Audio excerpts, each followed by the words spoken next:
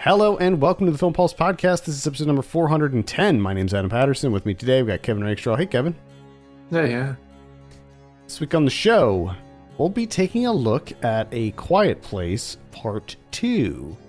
We'll also be going over what we're watching on the watch list and going over this week's new releases in theaters and on VOD and Blu-ray. Thank you so much for joining us this week. Please remember to review us on iTunes if you get a moment. That would be super helpful. Now, we can go ahead and jump right into our review, but before we get into our review, maybe the preamble here to our review, I wanted to ask you, Kevin, because this is your triumphant return to the movies. I went back for the first time to see Spiral, and it was a hell of an experience for me. So I wanted to, before we get into the nitty gritty here, I just wanted to get your experience back in the theater. It was it was a touch anticlimactic, I gotta say. It was a good feeling at first. And of course went all out with, pretzel bites and an icy and all that. Whew. Just, yeah. It was expensive. And I gotta say, this is something that I think it's gonna take a little bit of time for me, because it was kind of like a nervous breakdown in the beginning there. Because I'm so used to, I've gotten myself where I'm comfortable, like, if I'm going somewhere and it's in and out. You know what I mean? Like, I stop off at the hardware store. I know I have to pick up two things, mask go and get in, get the two things, get out. This is, like, I don't like being in a place too long. I start getting a little... It feels weird. Nervous. I don't like it. It definitely feels weird, yeah. But the nice thing about this is that there's at least a movie in front of me. So I had something to kind of like keep my mind off of it. So that was helpful. Yeah, that's good. The theater that I go to, so when I went back for the first time the other week, they were doing everything. So like they gave you the popcorn, they gave you your drink, they had like the plastic shields up and everything. There was like a sign that said to wear masks when in like the lobbies and stuff, and it all felt pretty safe, and everything's very clean too. But this time when we went, which was just like a week later, no masks anywhere. You got your own popcorn, which was interesting. So it was like the big like popcorn thing, and it was like a handle you pulled and you like dispensed your own popcorn, which I don't know if that was like more or less sanitary. Probably the same, really. I don't think that, but you got your own drinks too.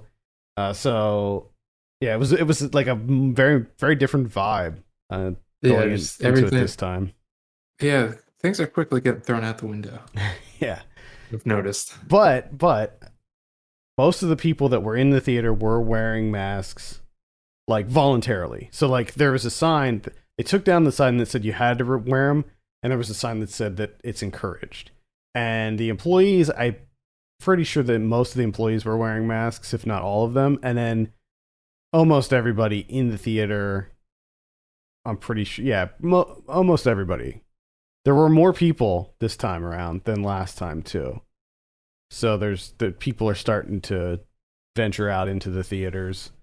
And I think that part of it could be due to just this movie, being a bigger movie, a higher profile movie. So, well, and like we said last week, there's already people are already looking forward to this movie, and this is the one that got cut off. Mm-hmm. It was the first we're shutting it down. Let's postpone it. So that, like 2 years worth of anticipation for this movie. And this is kind of, I have a feeling this is kind of like what ushered people back in, like finally, and go back out. Yeah. So let's talk about the movie. This is, it's written and directed by John Krasinski. I have a synopsis here. Following the events at home, the Abbott family now face the terrors of the outside world. Forced to venture into the unknown, they realize the creatures that hunt by sound are not the only threats lurking beyond the sand path. Now, I think that it's inevitable. There's no way that we can talk about this movie without giving away what happens in the first one. So if you haven't seen A Quiet Place Part 1 and don't want that spoiled, first of all, good luck, because I think that even like the trailer for this movie would probably spoil what happens in A Quiet Place Part 1, but this picks up pretty much right where the first one left off.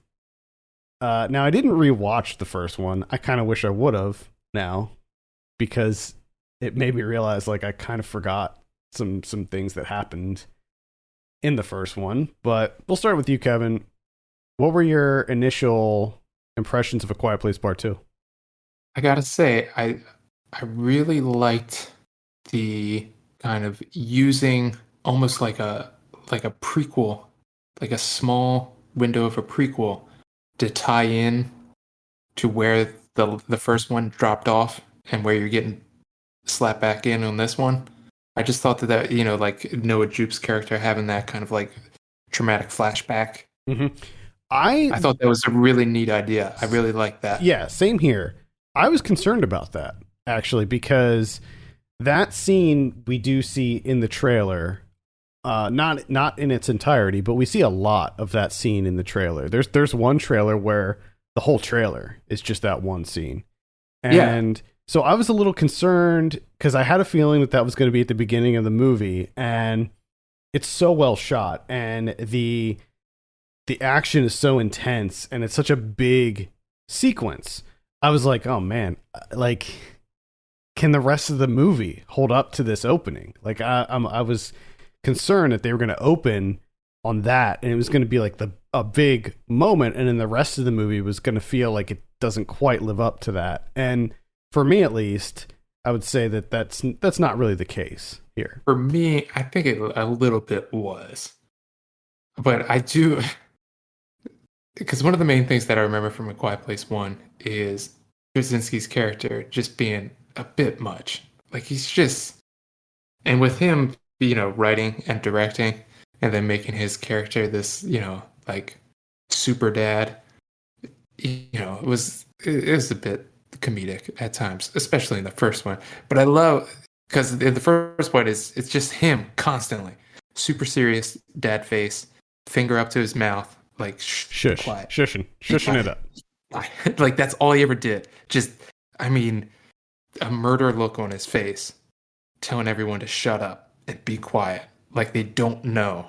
But that's really all that he could. And I just love that this opening, he's in the movie, for a little bit, just that opening sequence, day one of invasion. And you're still able to get that one in there, where he, in the midst of these creatures on Main Street, trying to find victims, he's able to shimmy over on the floor of the inn to a guy praying, put his hand over the guy's mouth, get incredibly close to his face with his finger. Like, he just instinctively knew, just shut your mouth, be quiet. Shut up, shut your mouth. I was just like, classic Quiet Place. Brought you right back. Brought you right back to the series. It sure did. And then he kept, because he's not in the movie, but he vicariously, everyone's talking. Yeah, everyone's like, he's just the greatest fucking dad that's ever lived. Lee's not here anymore. We gotta take care of ourselves now. Lee's not here to help us. If Lee was here, he would tell you that little girl's worth saving. Yeah, well, you did get to see the infamous whiteboard. Yes. What's the weakness or whatever. Which is funny because he got it day one, like 5 minutes into the he found the weakness. He was praying. It's the power of prayer. You don't like it. Well, so I didn't get a good read on it. It seems like you liked this, right? Yeah, I'm just not huge on it. So it seems like you kind of feel about this one the same way that you did the first one. If I remember correctly, because we reviewed the first one on the show, and if I remember correctly on that one, you were kind of you liked it but didn't love it. It was kind of in the middle for you. Yeah, I think overall it was pretty positive with the first one. I found the first one to be very entertaining. And the thing I'll say about both of these movies is they are brisk. Oh yeah. They're in and out. Mhm. It's streamlined storytelling. It's entertainment. It's fun. This one is just a little bit lackluster for me. Hmm. It didn't feel like there was enough. Like I didn't hate it. Well, I enjoyed my time, but it felt like there wasn't enough to it. yeah, this movie feels like the second part of a trilogy, and I'd be really surprised that if they ended it here. Like, I'm almost certain, like, I haven't read anything about it, but I'm almost certain that there has to be a third one in the works. There's just the way that this one is structured, the way that it plays out, it feels like a chapter 2 of at least 3 here. So I can kind of see where you're coming from, where like it does feel like there was a bit lacking. It doesn't feel like there was really a beginning or an end. It just feels like a middle bit. And there were a couple things I like. I will agree with you about the pacing and how it does feel very brisk. I like that they sort of split it into 2 stories that were happening concurrently. And I thought that they did a really good job with the back and forth between those 2 stories. I liked a lot of how they edited it and stitched it together, and how similar things were happening on both sides, and how they were like, somewhat related and all of that. And I think that helps make things feel like they're moving a lot quicker, just because you have these 2 stories happening at the same time. So I liked that. I liked the introduction of Cillian Murphy's character as Emmett. I thought that he was a cool dude, but at the same time, I was like, this guy's going to be one of these people who he gets approached. He's living his life. He's safe. He has a system. He's staying away from the creatures. He's surviving. And then this family's going to come in, and they're going to be like, we need your help. And he's going to be like, I can't help you. I can't help you. And then they're going to be like, but you have to. And then he's going to be like, all right, fine. And then he's going to get killed. Like, that's exactly what I was thinking would happen. And I'm not going to say how it plays out, but it plays out different than what I expected, at least for now. And so I was thankful for that. I thought it was either going to be that, or he was going to be like corrupted and be like a bad guy. Yeah, which is one of the things that I thought was kind of lackluster, and there's a feeling that I wish they just didn't do it at all. Whereas, like, they say that there's more than the creatures. Well, that's of course, the thing. In everything there's always, you got to worry about the humans. Yeah, well, that's the thing. Turn, and it's nothing. Yeah, they make it a big deal, like in the trailers and the synopsis and all of the marketing materials for this and all of that. They're like, oh, the creatures are not the only thing they have to worry about, and it's like, yeah, but I mean, what we have here is like very surface level. I mean, like very slight. Yeah. And so yeah, I definitely thought there was going to be more to that, the human element of it, and maybe there will be, like in part 3 or something, because it also felt like the introduction of that crew they seemed organized. They seemed like there's something going on there. Like they all had the red eyes and stuff. I don't know if that's supposed to mean like they were eating people, but yeah. It seemed like there was more to that crew than what we saw. And I feel like there has to be, because if not, it's even worse. Like if there is a part 3, which I'm in full agreement with you that I mean there has to be. Like you can't make 2 movies nowadays. There's going to be 9 A Quiet Places. Let's be honest. Yeah, I don't know. Quiet Place 14. I don't.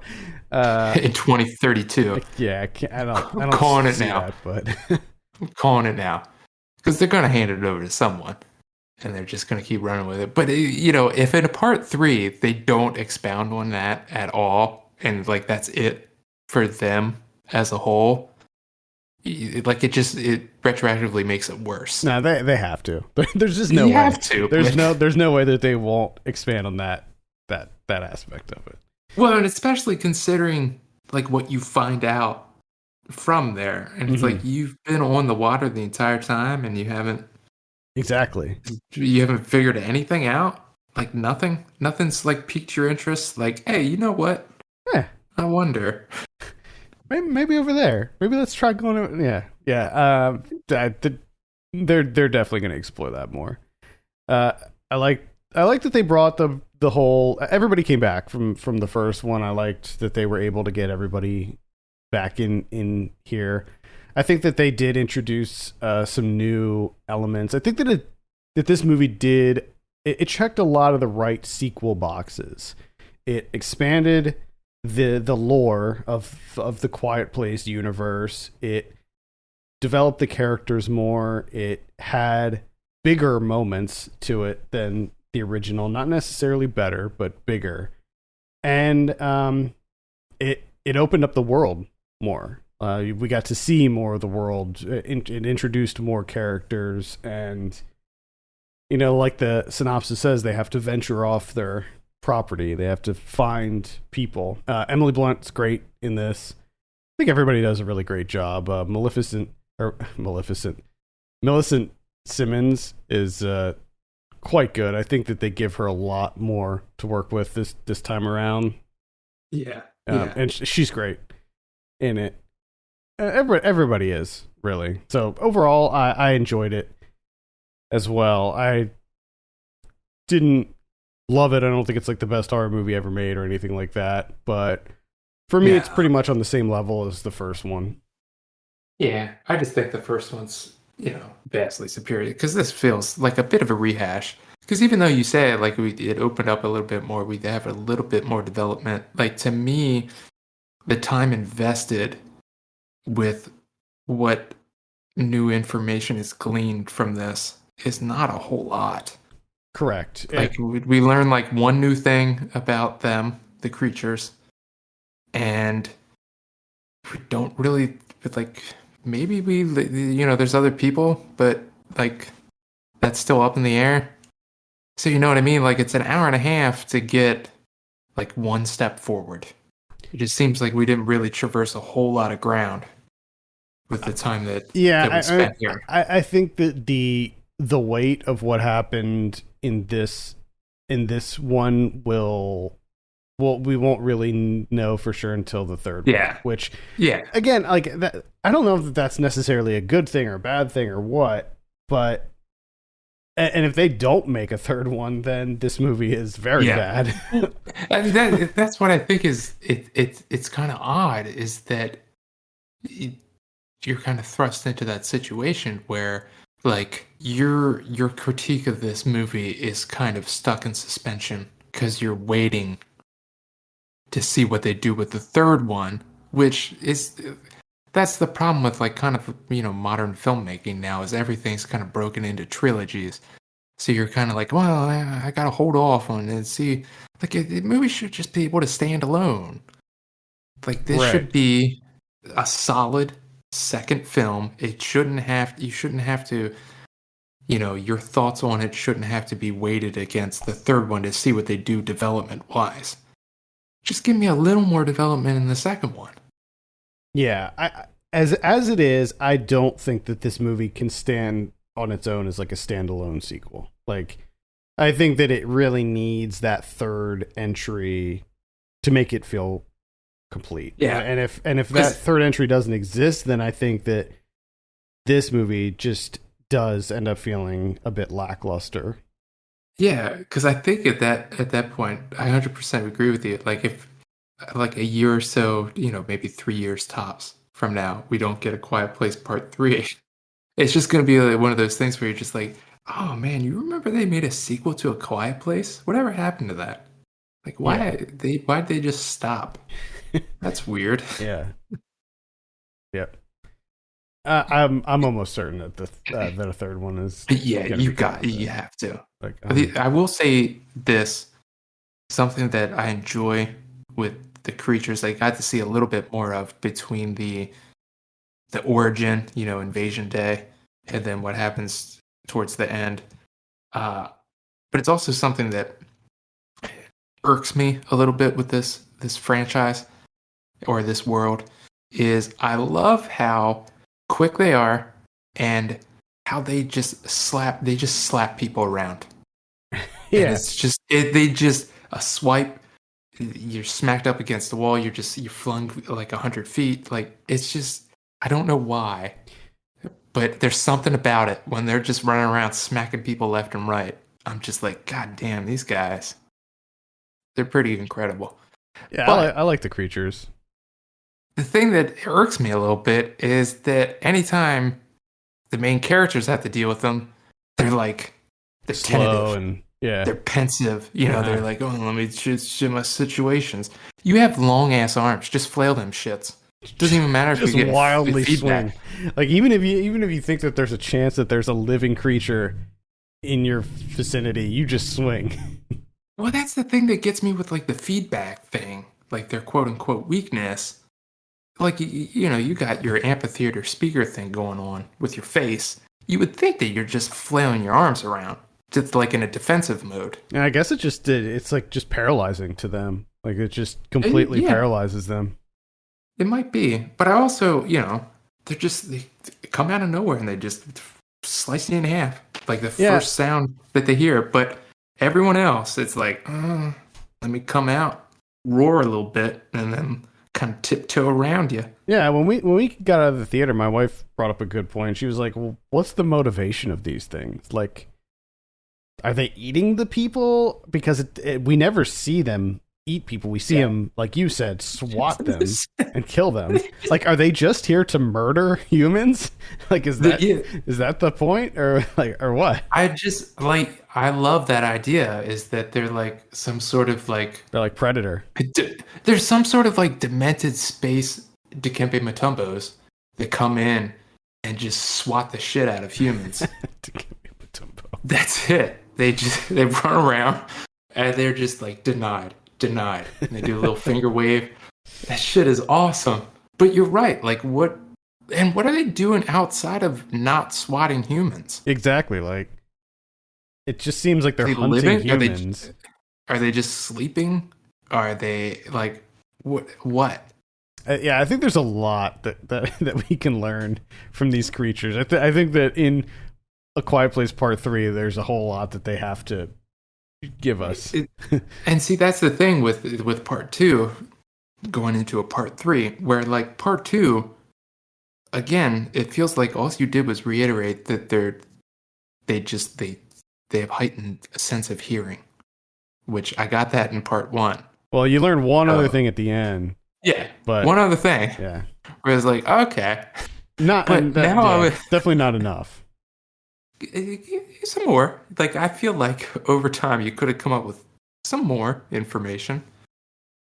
Yeah, and it would have probably been easy too. Like, when they're traveling, like from their home to Cillian Murphy's place that he's hanging out in, like just have them like stumble onto a nest of them or something. Yeah, and just have them learn something new. Like, holy shit! Like these things, they lay eggs. Like something. Yeah.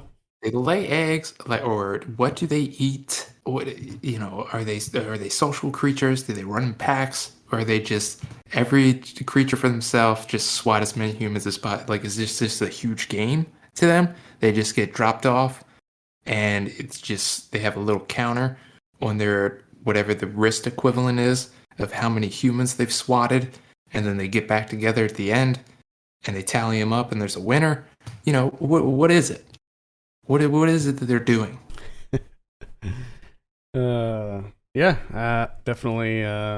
Definitely questions. We have a lot of questions that I think need answered here. All right, let's go ahead and give this a score. Kevin, what are you going to give A Quiet Place Part 2? I give it like a 5.5. Okay. I'm at like a 6.5. See, that's kind of 6.5 for me. that's kind of where I was too until me and you started volleying I back was and at a forth. 7. Yeah, to be clear, I was at a 7. Yeah, But when we first started talking yeah, about it, and then I'm just like, because you know what? your wife makes a really good point. Like Yeah, what? there's some issues. There's some other like really convenient plot points in this too, like the like holding the no, that wouldn't be a spoiler. Holding the thing in his mouth, for instance, like Yeah. Oh yeah. that. Oh, there's tons of stuff. There's plenty of things like that where you're just like, come on, guy. Somebody in my audience was laughing when that scene happened. It's just Anyway, I think it's still worth a look. I still think it's, if you've been vaccinated, I think that it's worth going to the theater and checking it out, because obviously with a movie like this that's all predicated on sound, it's a really good big screen experience. So I would say it is worth seeing on the big screen. Yeah, and especially if you enjoyed the first one, because it's kind of a rehash. Yeah, Like in my eyes, it's kind of just like a walkthrough again, with like a little bit of extra material in there. Yeah. And you don't have John Krasinski just fucking in everyone's face, super intense, with a finger over his mouth saying, with his eyes, shut the fuck up. Shut the fuck up. Shut the fuck up. Be That quiet. is true. Well, there you have it. A Quiet Place Part 2 is in theaters right now. Let's talk about someone we've been watching. I believe it's my turn this week. I saw Men and Chicken. There you go. So last week when we talked about what was the Riders of Justice? Is that It's funny that you say that, because a couple of days ago I was like, what the did we cover last week? Yeah. And it took me a while. Yep. So after Riders of Justice, during that review last week, we were talking about the other films directed by Anders Thomas Jensen, and neither of us have seen anything that he's done before. We were talking about Men and Chicken and how we both wanted to see that. And let's see, Boss Squat 76 left a comment on the YouTube version of the episode and said, Men and Chicken is a super dark comedy. Like, you really have to be into dark comedies to get that one. And I read that comment and I was like, all right, I wanted to see this before, but now Boss Squat 76 confirmed my suspicions about that one, that it was going to be a very dark comedy. So I just had to see it. And thank you for commenting, by the way. So this is a very dark comedy. He's not incorrect. It is extremely dark and pretty fucked up. Like once it gets going, it's really, really messed up. What it's about is these two brothers who discover that on their father's deathbed, he leaves them a video will of sorts and says that he's not their real father. And they go off to discover who their real father is, and it turns out that they also have several other brothers. And this family of theirs lives in an abandoned sanitarium on this island that only has like 44 people living on it. And they just try to figure out like what the hell's happening here on this island with these weird people. And it's there's definitely some absurdist comedy in there, but again, I'll just reiterate that it's very dark. There's some seriously disturbing, not seriously disturbing, but there's some disturbing things that are happening here. I enjoyed it quite a bit. If you want to see Mads Mikkelsen in a role that you definitely have never seen him in before, I would say check it out. If you liked Riders of Justice, this has pretty much everybody from Riders of Justice in it. So that's definitely worth a look. And Kevin, I think that you will be into this one. There's a lot of really quirky, weird humor in it. Right. So, and it's available on Tubi. Tubi. So you can check it out for free on Tubi. It's funny because my mom was over yesterday and she brought up Tubi, Did like she? always. Nice. She sure Yes. did. I did. Tubi, if you're listening, please hire my mom to do commercials. Like your Brand number one ambassador. fan for some reason. Just huge fan of you guys. I forget the other thing that she brought up, but she has an issue of like not calling things by the right name. But I can't remember what it was. But my favorite still to this day is Chuck E. Cheese. She calls Chunky Cheese. Chunky. Hey, segue. Mads Mikkelsen was in a movie called Arctic from 2018, directed by Joe Penna. I saw that movie. Not that good. Joe Penna's newest movie, Stowaway, available on Netflix this year. I saw that. Marginally better. It's okay. This has Anna Kendrick, Daniel Day Kim, Shamir Anderson, Toni Collette. It's a space movie. They're on a trip to Mars, and guess what? There's a stowaway on board. One of the first things is that you have to like kind of scrub out of your mind, or just kind of push it as far back as possible. Is how the fuck did the stowaway get on board? Wasn't Because it? it makes no sense. I saw the trailer for this. I haven't seen this movie, but wasn't it like he was working on it or something and like Okay, bonked so his head or something? Real quick, if you're interested in Stowaway, stop listening because I'm going to spoil it. Even though it's not really a spoiler, you know that they find a stowaway. But essentially, Toni Collette, who's the pilot, and this is the thing that gets me is like they attach to like a space station, and then they tether out and kind of like hurtle themselves through space. So they're at the very end of the tether is the rocket and then like the space station. And it seems like he was on the space station, which doesn't really make sense because he's talking about the launch and he was working on. But anyways, she walks into a room and there's blood on the floor and she's like, "What? What the hell? We just got to space. Why is there blood here?" Here there's a panel above her, a sealed panel. And there's blood at the corner. So she unscrews the little screws and he drops out of there. Now this panel has like just enough room for him to fit in there, but like completely crushed into all the components. And of course the component that he's crushed into is the device that scrubs the CO2 from the aircraft or the spacecraft. So that's the issue, is he damages that being crushed in there. So who the fuck put the cover of the panel on that's just big enough for him to fit inside? Like, how are you not like, oh, well, there's a guy here, but let me just zip, zip, zip.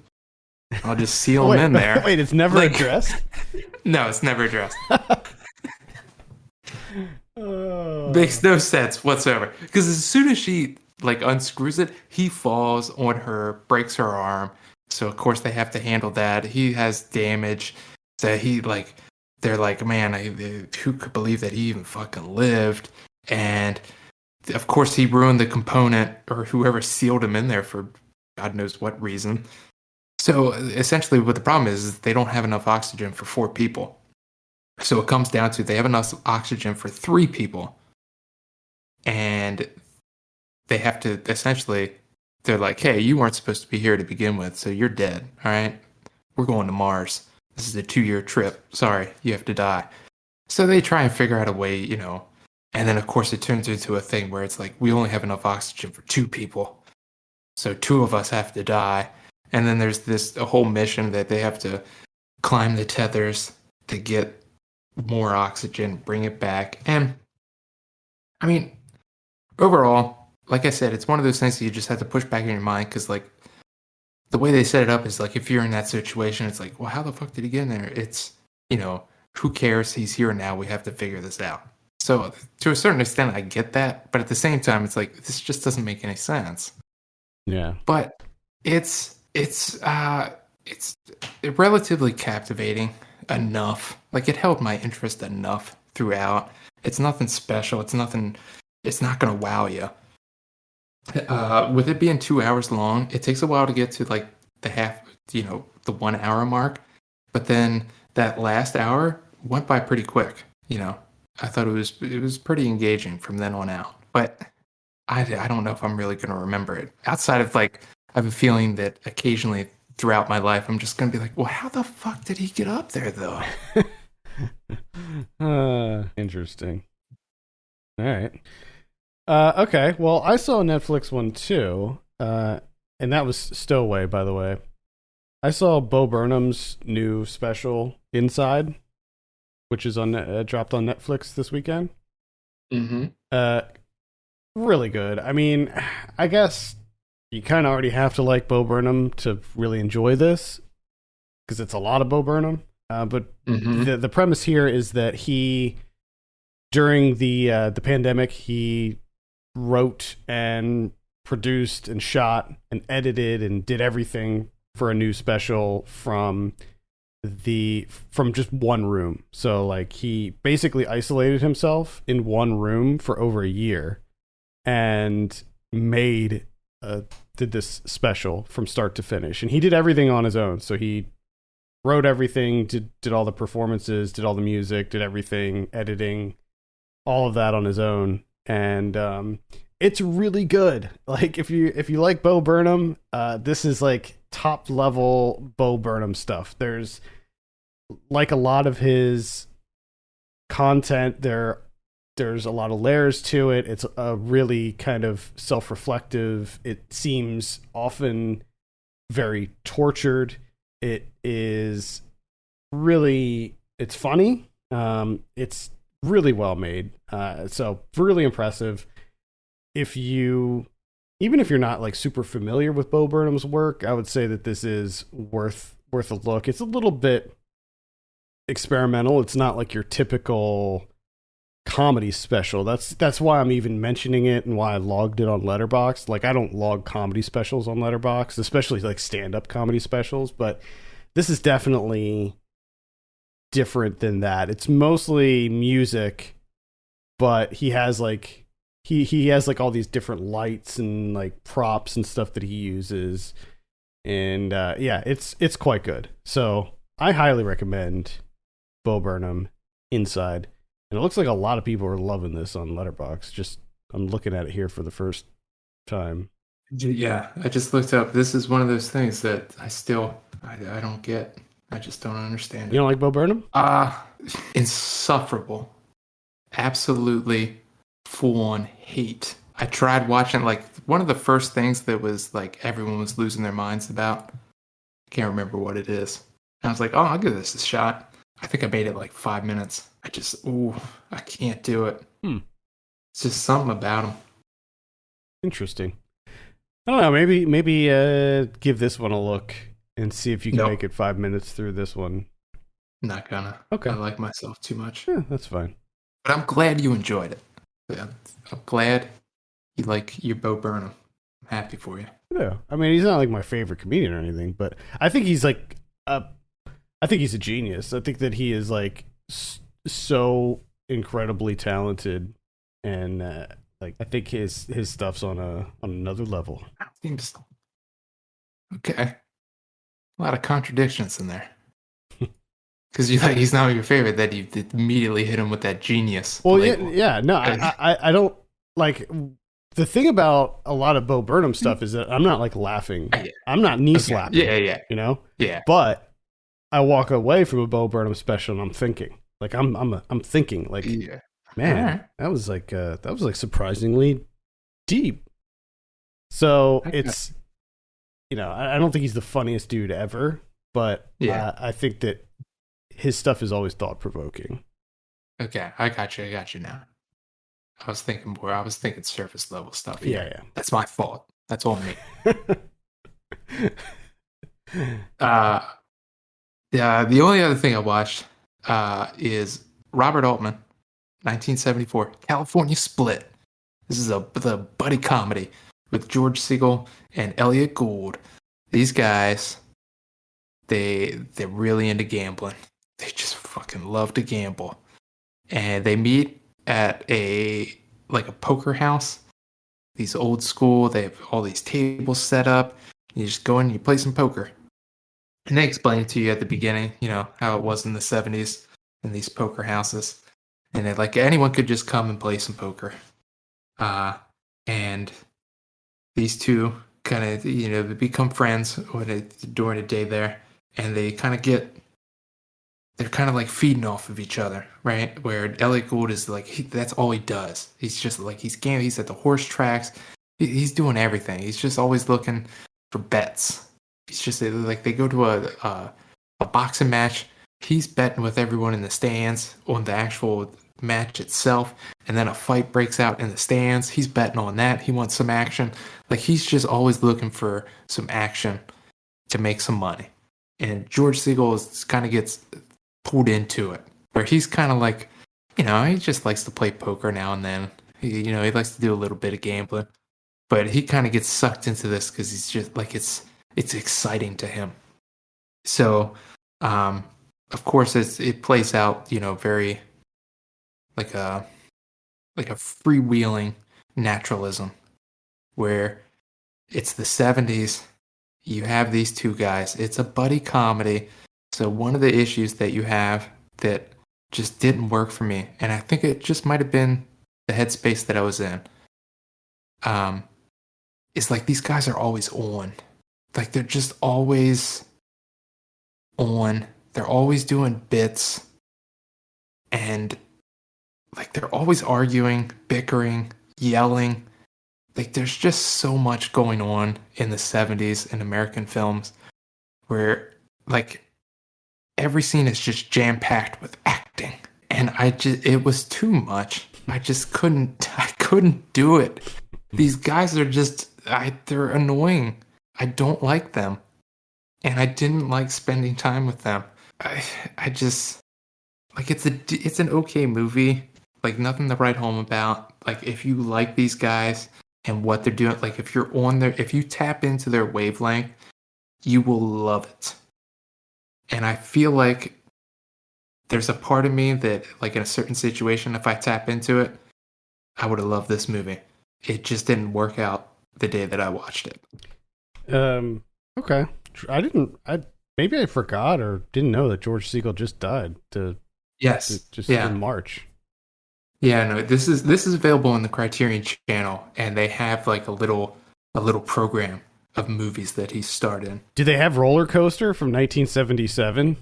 Oh, I don't know. I have to look because I'm just now looking at Roller Coaster, and holy cow, I want to see this.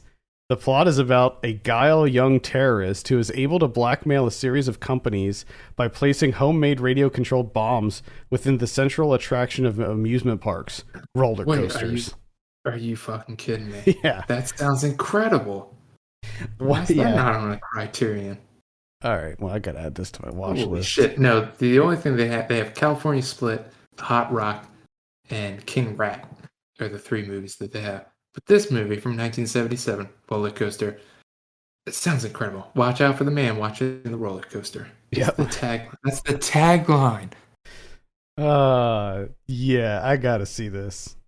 I gotta find me a copy of this. Doesn't look like it's click. Doesn't look like it's easily available here. I bet you Tubi has it. Ken watched it. I'll have to ask Ken how he got it. If he has a copy. Got the hookup. He's got it on DVD. Probably. Damn. All right, let's take a look at what we have in theaters this week. We have The Conjuring, The Devil Made Me Do It. We have that's going to be on HBO as well. So I'll be taking a look at that one. Pretty. I don't know if I'm excited for it. It looks good.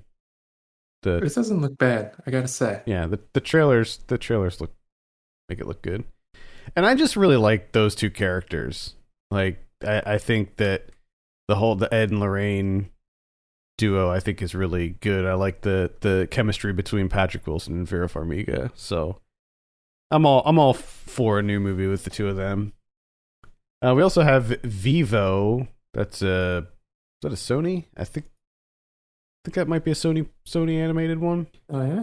We have The Real Thing. We got My Tender Matador. We got The Carnivores. That's a movie that we covered on this show. Felt like 12 years ago. Oh yeah.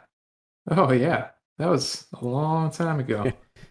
All Light Everywhere. Grace and Grit. Death in Texas. Hero Mode. The theaters are in Full swing. Watch out. On VOD this week, we've got Deadly Illusions. This is an erotic thriller, something we haven't seen too much of recently. We got Dementia Part 2. This is an interesting one. Do you remember there was the first Dementia that came out a long time ago, several years ago, and it was this like kind of slow burn psychological thriller almost. It was kind of interesting, and it was really like the first movie that I saw that sort of dealt with dementia as a horror movie. So it like used horror elements as a metaphor for like what one might go through when dealing with dementia or have a family member who deals with dementia. So it was kind of interesting. I was a little middle of the road on it, but the sequel, Dementia Part 2, looks like it's a complete 180. Like they completely changed the tone of it, and it looks like it's this sort of dark comedy that's like really heavy on gore, which the original one was not at all. Yeah. So, yeah, I don't know how to feel about Dementia Part 2. Maybe I'll give it a look. I don't know. I watched the trailer and it didn't look like it was going to be one that I'd be too into, but we'll see. We have Spare Parts coming out. This is what is this? A horror movie? What is this? It's about an all-girl band, and it looks like it's about an all-girl band who they are like playing a show and they get trapped by some psycho or something. We have Digging to Death. A man buys a fixer-upper house to restore and as he's digging a hole for a new septic tank, he discovers a large box filled with $3 million in cash and a dead body. Nice. Quite the conundrum there. We have A Space in Time coming out. The story of a family seeking to transcend disability. Okay. Got Port Authority coming out. I was slightly interested in this one. This is about What'd you say?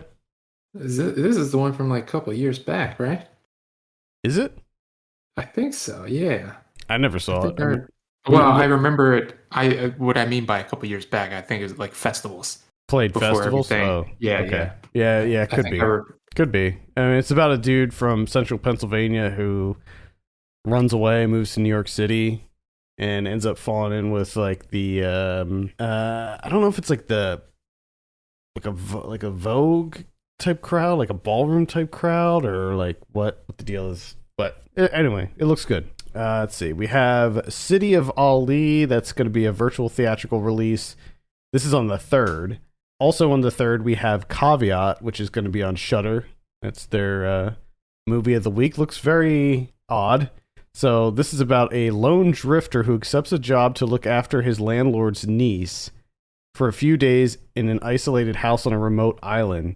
It seems like easy money, but there's a catch. He must wear a leather harness and chain that restricts his movements to certain rooms.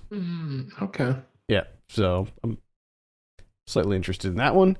On the 4th, we have Edge of the World, got Chasing Wonders, My Tender Matador, We All Think We're Special. I like the title of this, and this one looks like could be interesting. It's a haunting drama.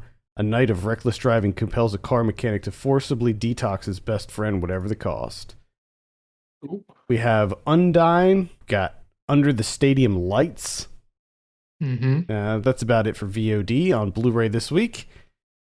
We got The Stepford Wives coming out. That's the 2004 version. Mommy Dearest from 1981. Rat Race from 2001. Man, I forgot all about that movie. Rat Race. Man. Yep. Rat Race. That's right. Pick it up. 4K. We got Smokey and the Bandit coming out in 4K. Looks like there's some kind of Tomb Raider double pack coming out here. That's going to be in 4K as well. But I'm a Cheerleader from 1999 is coming out on Blu-ray. It looks like that's a director's cut. That movie was famously rated NC-17 for no real reason other than it depicted a lesbian. But you can't have that. Inappropriate. We have The Pacifier from 2005 starring Vin Diesel. In and Out from 1997 with Kevin Kline. Herbie Fully Loaded from 2005. The Kid from 2000. Let's see. Backdraft is coming out in 4K. Oh, yes. I was literally just talking to my wife about Backdraft because she was like, "Oh, you haven't covered Backdraft on Saved by the 90s yet." And I'm like, "No, I need to find a good like theme to cover it." And then I was like, maybe I'll just do like my favorite movies of the 90s because Backdraft is one of my favorite movies of the 90s. Without a doubt. I love Backdraft so much. It's like probably one of my favorite movies of all time. Now let's see what else we have here. Switchback from 1997, Ice Princess from 2005, The Blue Lamp from 1950, Who Done It from 1956, Better Luck Tomorrow from 2003. Boy, did I love Better Luck Tomorrow. What a great movie. Oh yeah. Oh my god.